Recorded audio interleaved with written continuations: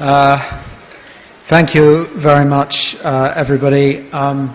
It really is wonderful to have been invited to be here, and I feel I must say a mixture of gratitude for the privilege of being present just now at such an incredibly rich and various dialogue, tinged with just a hint of resentment that I have to follow it. I'm going to be talking about the privacy of the self and a culture of exposure. So, we have seen controversies and anxieties around privacy explode in recent years. Over the last 6 years in the UK, scandals around media intrusion have proliferated, culminating in the protracted Leveson inquiry into the culture, conduct and ethics of the British press. More recently, and especially since the Snowden revelations, these anxieties have run alongside an increasingly fierce debate over the scope of state and corporate intrusion and control over our private data. Much of the debate and commentary on privacy issues in recent years has rightly been focused on these phenomena and the legal, political and technological dilemmas they raise. But framing the debate in terms of the ways state and non-state agencies are menacing our privacy... Sorry, I keep using the UK pronunciation, you'll forgive me. Are menacing our privacy rights, risks simplifying our complex and ambiguous relationship to our privacy.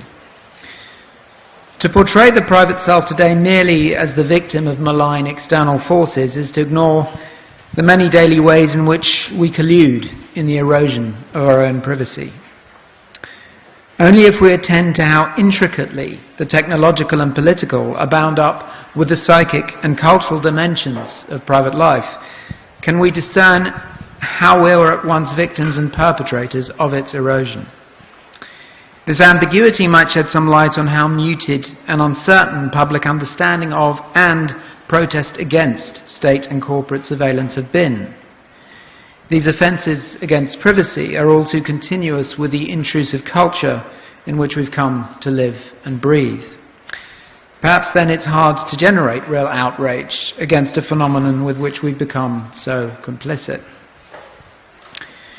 We are increasingly swept along by a drive towards total and permanent visibility, which is closing down the spaces in which a private self can preserve and cultivate itself. An imperative no less powerful for being tacit coaxes us into dragging every region of ourselves, the selves of others as well as my own, into the light. Privacy is for pedos, a British tabloid journalist, Paul McMullen, notoriously remarked at the Leveson inquiry in response to a question about his intrusive techniques of phone hacking, telephoto lenses, stealing all kinds of data and so on. Fundamentally, he elaborated, no one else needs it. Privacy is evil. It brings out hypocrisy.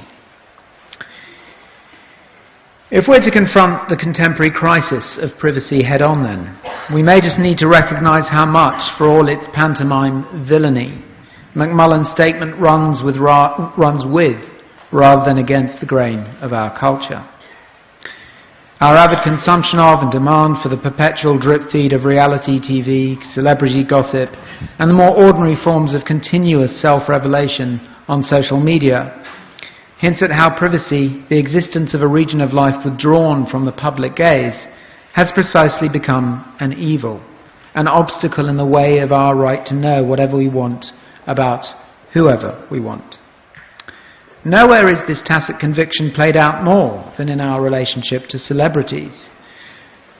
By intruding into their bedrooms, their bodies, their bank accounts, the media and its consumers, that is more or less all of us, seek to penetrate and destroy not simply the privacy of a select few, but as McMullen himself hints, privacy itself. The very existence of a life unseen is a scandal to be eliminated at all costs. The problem being, of course, that there is always a life unseen. In our frenzied peeping into the lives of others, then, we play out the belief that with a sufficient glut of light, nothing will remain unknown to us. Psychoanalysis, at least as I understand it, hints that this war on the unknown in the other might be a displaced rage against the unknown in myself. It intimates depths and excesses in us of love and hate, of vulnerability and rage, fear and voraciousness we neither can nor want to know about. It insists that my inner life always exceeds any known quantity, and that this unknowability is a fundamental human predicament, a truth of every human time and place. But different histories and cultures will bear the burden of this truth very differently. Our own culture of tacitly coerced self-externalization demands that we view ourselves as reducible to its external manifestations, to the pictures we can take of it, the data we can share about it, reducible in short to the self we can put on display. Social media facilitate the sharing of our deepest personal intimacies from birth to sex to grief. We are enjoined to create and broadcast life logs, rolling updates of some or even all of our lives. Far more than one of the many arbitrary diversions of contemporary life, the life log is the purest distillation of the relationship we're forging with our own privacy. Under the name quantified self, life logging is taking on the dimensions of a distinct tendency and philosophy of our own moment. Its basic premise is that we can employ a limitless array of technologies scaled to the minute dimensions of our everyday lives to resolve the essential problems of selfhood, bodily and mental. Wearable wristbands or smartphone apps measure, monitor and share the data of our daily bodily and neurochemical lives. Cholesterol, mood swings, no doubt soon enough our serotonin and dopamine levels, as though the self were reducible to this sum of numbers. Some loggers use wearable cameras to record and instantly upload to the web every detail of their waking lives. Such experiments in radical transparency sharp a zeal to dispose of any excess or remainder in the self, to perceive ourselves as indifferent instances of a generalized calculus. But this is to assume, along the lines of the chillingly resonant tech executives at the centre of Dave Eggers' recent novel of our dystopian present, The Circle, that privacy can simply be abolished by a sufficient glut of transparency. Psychoanalysis would suggest otherwise. The private self can't be reduced to the circumscribed spaces we typically speak of as private. The home, the bank account, the hard drive, the external tokens of what we might call bourgeois privacy, the privacy of what I do or what I own. We don't, after all, cease to be private when we leave these spaces and enter the public realm. And if I have any kind of agon with Hannah Arendt on the question of privacy, it's precisely around this particular point, the way in which privacy is circumscribed and therefore a space we can leave as soon as we enter the public realm. And I think it's interesting because the wonderful Auden quote on the bag, I think, comes from a letter to Arendt and is actually a very concentrated correction to her notion that one leaves private space when one enters the public, that is the relationship between them. In talking about private faces in public spaces, I think Auden is talking about the way in which we insinuate privacy into the public present. And this seems to be a much more kind of intimate relationship between the two terms than one in which we think of them as two external realms, two externalized spaces. So in other words, we don't cease to be private even when we broadcast our every waking moment to the world. The private self isn't some discrete entity we can leave behind, but a perpetual presence, concealed and revealed in the minute aspects of our being. Walking, smiling, speaking, writing, joking, eating, weeping, listening, our private self is diffused in all the ways we express it, and so it isn't reducible to any of them. It's concealed not so much behind as in the face we show the world. I see the two worlds I occupy, the literary and the psychoanalytic, as intrinsically at odds with the imperative of permanent visibility governing our culture. Not that this imperative is born with the advent of tabloids and the internet.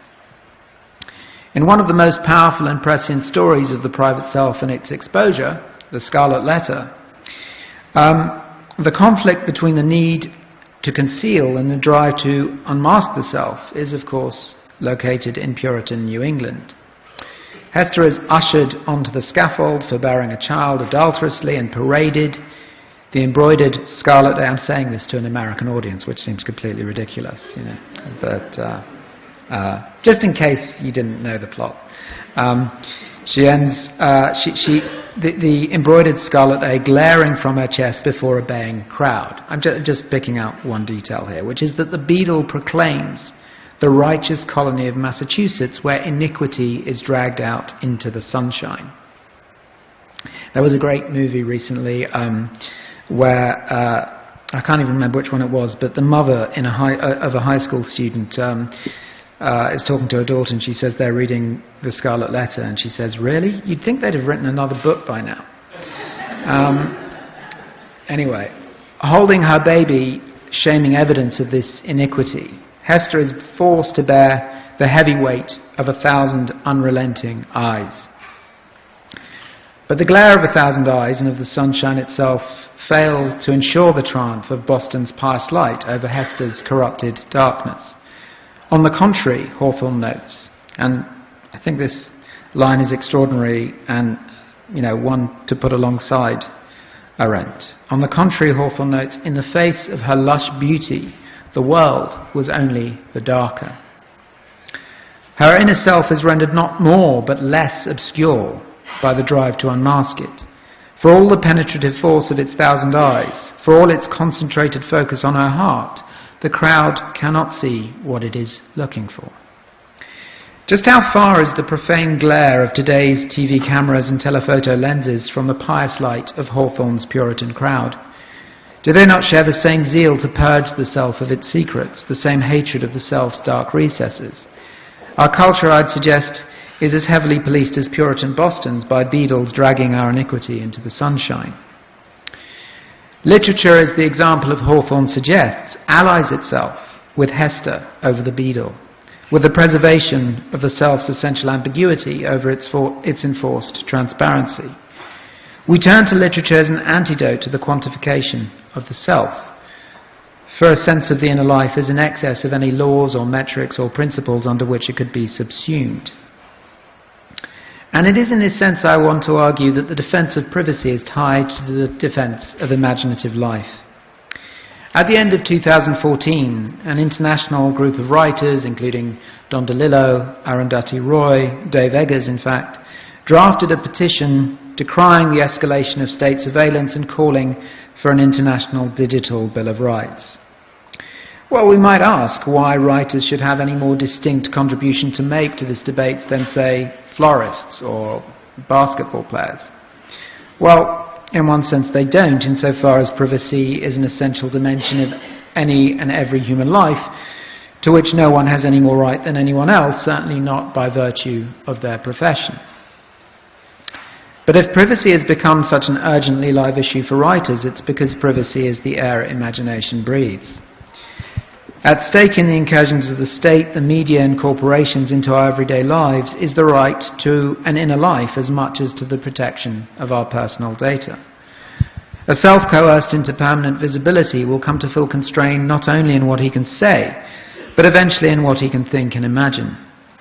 In externalizing the self, a surveillance society, not only the persecutory monitoring of the totalitarian state envisioned by Orwell, but the more tacitly imposed, pseudo-benign mutual monitoring of our social media culture, threatens our interiority, our right to a private self that ensures we can never be fully transparent to ourselves or to our others. In a culture driven to render us ever more transparent to one another, literature and art may be among the few spaces in which to keep hold of this understanding of the private self. Without an implicit claim to privacy, to an external and internal room of one's own, there can be no art. From the earliest days of the psychoanalytic movement, literature and psychoanalysis have shared a mutual fascination and no doubt too a mutual suspicion. I see the source of that mutual fascination as their shared sense of the essential privacy of the self. Each strives for a deep knowledge of the self, but premises that striving on a recognition of its limits. What I can know about myself or anyone else is conditioned by what I can't. In the interpretation of dreams, Freud famously speaks of the navel of the dream, the spot where it reaches down into the unknown. It's the spot where the master of the analyst runs aground, where she recognizes something in the dream has to be left obscure. Now, Freud's intuition of this spot of obscurity, which I think is often passed over in the popular image of Freud that circulates as one of the great unmaskers. But his intuition of this spot of obscurity has a peculiar and urgent resonance at this juncture in our history. In a culture of coerced visibility which assigns meaning only to what can be seen and measured, how is this region of obscurity in our dreams and in ourselves to be valued and protected? Thank you.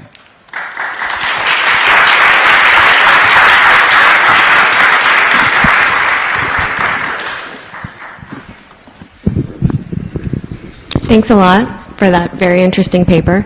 I have a few questions for you. You touched on so many issues that I think are worthy of more thought, but I'm going to focus on one specific issue that also came up yesterday several times, but especially in the panel with Kate Crawford and Uday Mehta. And that's the question of what kind of self we're talking about and that we're trying to capture with these kinds of measuring techniques and this culture of exposure that you're talking about. So you say on the one hand that our current culture demands that we take this data-driven picture of ourselves as the real self, and that we reduce our notion of the self to these objective measures. But at the same time, you also say that the efforts to define the self in this way are doomed to failure because psychoanalysis points to another vision of the private self, which is something that is not located in a particular space that can be left behind when we go in public. It's something instead that's present at all times within the public self, and it conditions the ways in which we present ourselves in public. And you wrote and you said, it's concealed not so much behind as in the face we show the world, which I thought was interesting. And so what that means is that we are hiding the private self always by showing it, in fact, in various ways. And then that also means that our efforts to show more of our private selves or see more of your private self or someone else's private self are never actually going to show more, really. Or at least we're never going to reach this point of full transparency because we will always be simultaneously hiding and showing in various configurations. So from there, I want to make an observation about something important that I think is an implication of what you said, and then I'll finally have a question. So the implication is that we can't take this supposedly objective data about ourselves or about other people at face value. Data is meaningless on its own, and it needs us to interpret it and to ascribe meaning to it. And that's important on many levels. One thing that you and I discussed yesterday, actually, after David Brin's talk, was the issue of police body cameras and also our legal surveillance of police action with our cell phones. And David invested a lot of faith in these technical solutions to what is ultimately a question of power relations between human beings. And he says if the police smash your camera, the answer is more cameras. If they smash your camera and pretend it was an accident, the answer is still more cameras. And on one level, I think he's absolutely right, and I totally agree with him. But on a different level, I question whether the police even need to smash the camera because the actual data doesn't matter if people see it and they just don't care. And what I mean by that is that they can interpret it, they can rationalize it, it's possible, in other words, to see something and convince yourself that you've in fact seen something completely different. And you can convince yourself in a way that seems logical to you.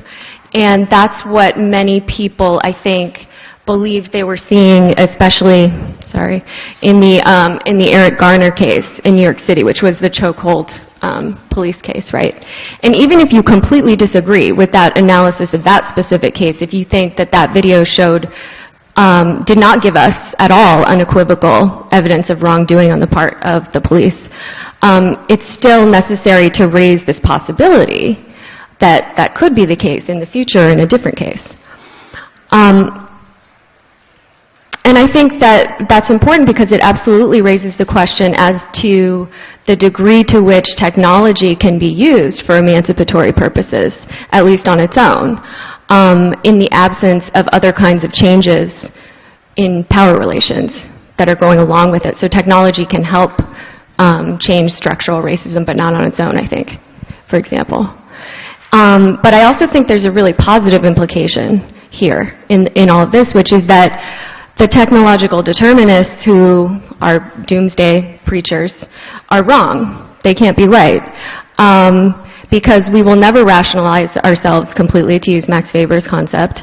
We'll never completely capture the self using scientific behaviorist means.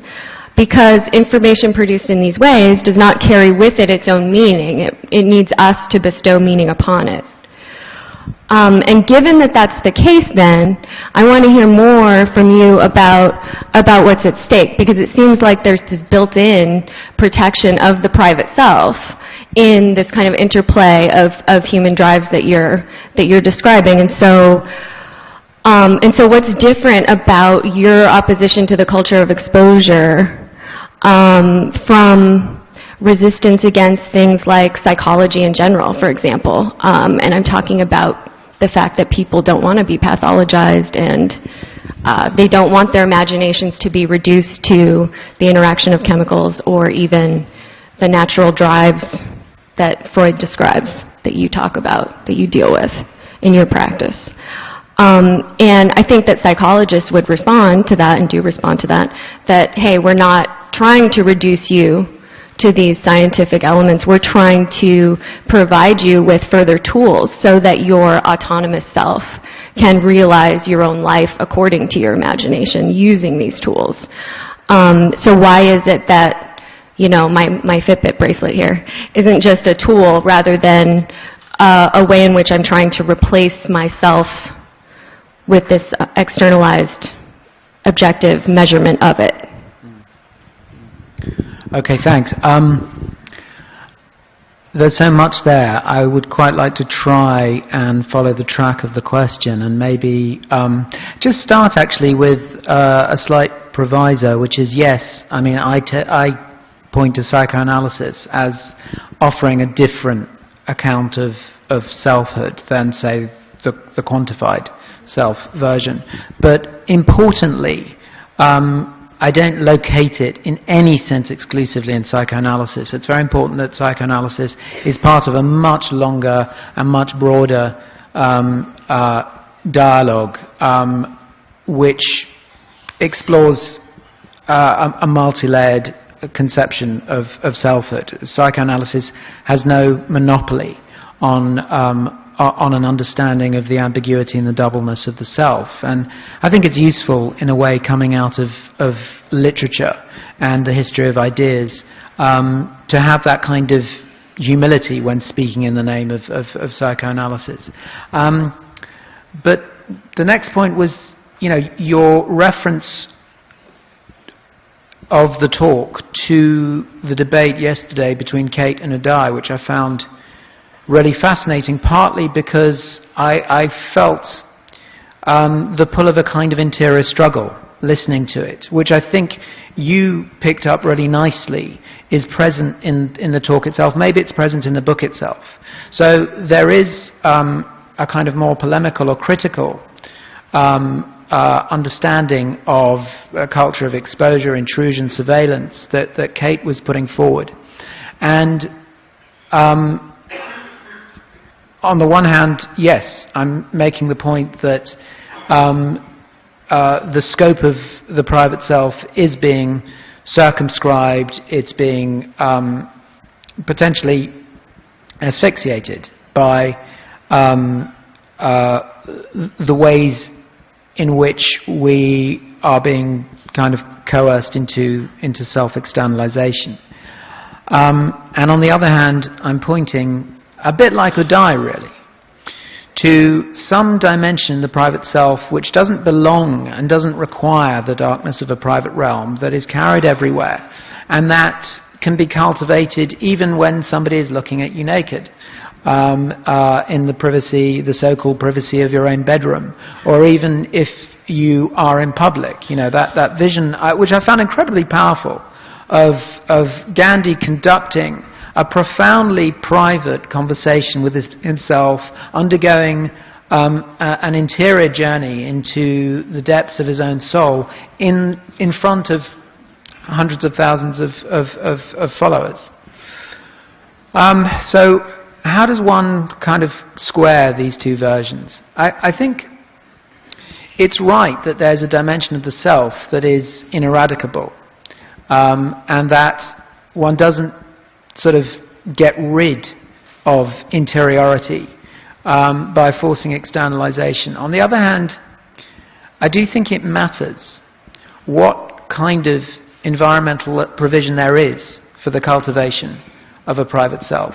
I don't think, and this is where I suppose I find the sort of the Gandhi version that Uday was putting across both compelling and just a little too heroic for me. I mean, is it that everybody can't be Gandhi? I don't know, but I do feel that there are a set of conditions that need to be in place. It seems to be denying the existence of all these structural factors. And it you know, if one talks to, you know, I spend a lot of time talking to young people, and I pick up a kind of recurring and very deep-seated anxiety about the ways in which the cultivation of a self that they show the world, and which they feel obliged constantly to kind of shape in conformity with what other people would want, takes internal resources and time and energy away from the cultivation of the self that they don't yet know they want to be. And so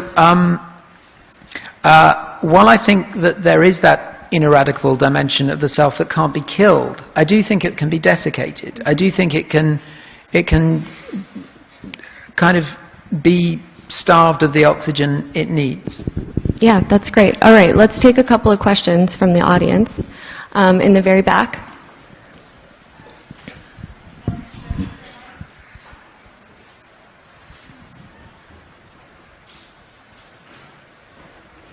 Hi, thank you for a very compelling presentation. I kind of wanted to push back against your critique of Arendt a little bit on the basis of a couple of conceptual distinctions that she makes that didn't seem to be accounted for. One is the distinction between the who and the what of a person, right? The who being the self that's revealed in public action, the real substance of what a person is, and the what being the things that we can say about them. She's half Mexican, you know, she's a student at this or that place, she's a mother, she's a daughter, whatever, you know, whatever that can be said about the person externally. And the other is the distinction between publicity and sociality. Right? It seems to me that the kinds of exteriorization that you're addressing really pertain much more to Arendt's notion of the social than to her notion of the public. And that as I read her, she suggests that the who that we develop in private is not, doesn't disappear when we engage in public action, but rather, to the contrary, is precisely the who that is revealed in that action. The difference being that when we act, we no longer have access to the two-in-one that gives us access to that self, and rather it becomes something that is seen by others. And so I wonder if that's consistent. I haven't read your book, but I look forward to reading it now. I wonder if that's consistent with your reading, or if there's still basis for complaint there. Yeah, thanks. That's terrific. I guess one of the things that I was doing a bit telescopically by introducing the whole quantified self movement is to ask the question of what happens to the self and to its possibilities in a culture which wants really to collapse the who into the what. So in order to maintain a meaningful distinction between those two, there has to be some sense culturally that the distinction between them matters. And I think the kind of culture that I was trying to adumbrate, no doubt a bit one-dimensionally at times, because the picture is always more complicated. The picture of any culture is more complicated than you can paint of it. But nonetheless, the picture that I was trying to set out is one in which the who is disappearing into the what. Was that? Yeah, that's. I was going to interrupt you to say that we have time for one more question. Should I go ahead and take that? Sure. In the middle. There's the microphone's coming. Yeah. Right here.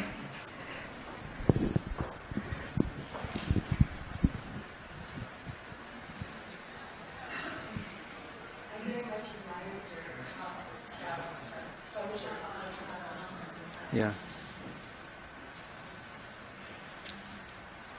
Is it on? Yeah. Yeah. I very much admired your talk about the culture of exposure and the sense of the self as deeper than a deep self that Freud puts forward.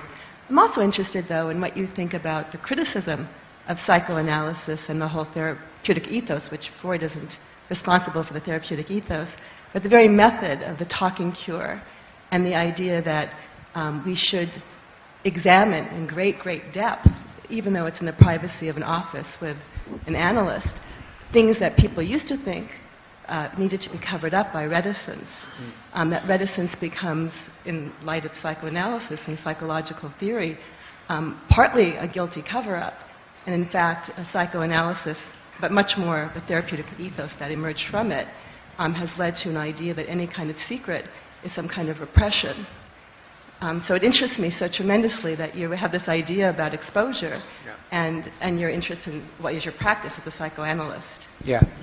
No, that's great. And I recognize that there might be something unexpected about this picture of psychoanalysis, and I think you're absolutely right. I think there was an immediate generation of psychoanalysts who saw themselves as heroic, well, to use Freud's word, as conquistadors of the privacy of the self, who would overcome the shame associated with having a private self and bring all those secrets into the light. So one could see psychoanalysis absolutely as continuous with a culture of exposure. Now, I guess here, I mean, my affiliations in the history of psychoanalysis I think of as being quite eclectic, but this is where I feel quite strongly identified with the British psychoanalytic tradition, because one of the things that's really important about it is its emphasis on the maintenance and cultivation of the setting, which can often seem pedantic. You know, why does it matter whether you keep time 1 minute early, 1 minute late? What does it matter? Why does it matter that the room and the physical setting of the consulting room should be so important? Now, it's important precisely because there is an appreciation that what we're doing in getting people to talk to us is actually something that very easily shades into intrusion, into violation, into a demand that the person in front of us reveal some secrets which are bad for them. And so I think what the emphasis on the setting tries to do is shift the burden away from the revelation of secrets and towards providing a space in which the patient can discover what it is they want to tell us. And so really it recognizes the intrinsically coercive dimension of transference. the intrinsically coercive dimension of getting somebody to talk to you. And it tries to do all kinds of things to, all kinds of checks and balances in a way, to put in the way of a coercive understanding of the environment and to create a kind of a receptive, I mean, you know, to pick up on Anne Lauterbach's term before, to convey the sense of a receptive environment in which anything can come from anywhere, and there's no sort of circumscription or judgment of what is said. Great. I'm being told that we have time for one more question from a student this time. In the middle, in gray. Yeah. Stand up.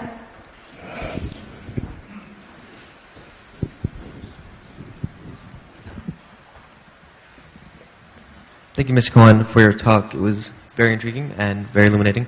Now, there is a cultural observance of the need to express oneself through social media and through the way that we express ourselves to society. Now, could one not make the argument that this is a continuous habit that is not necessarily new, but is just being introduced through a new medium of trying to keep up appearances with society, friends, and family, and so could not one say, this is nothing new than trying to make your car shine brighter than it actually is? Yeah, you could say that. The thing is that that kind of status anxiety was itself kind of circumscribed by the fact that you couldn't be doing it every time, all the time, in all places. The wish to have your car shine better than the guy next door doesn't define you. I mean, hopefully, it wouldn't be the beginning and end of your sense of self-definition. Whereas I think when that version of yourself, that externalized version of yourself, insinuates itself into every dimension of communication, into all the spaces that you occupy, it does become defining. You know, if one gives the example of the adolescent bedroom, yes, I mean, the adolescent bedroom in a way has always been a space of anxiety in which you try and cultivate a version of oneself which would meet with the approval, the admiration, the envy of peers. On the other hand, that admiration and envy, I think, was once, I mean, it had something to do with cultivating your singularity. It had something to do with the sense that what might be admired is your independence and your willingness to follow your own path. And I feel like now there is a kind of anxious pressing towards compliance, and that, you know, that is the way in which young people understand themselves to be asked to define themselves, although of course they don't and won't always, because it's not always that simple. When was there this focus on singularity in the adolescent bedroom? In my adolescence. Okay. That sounds good. Yeah. All right. That was great. It was great. Thanks a lot.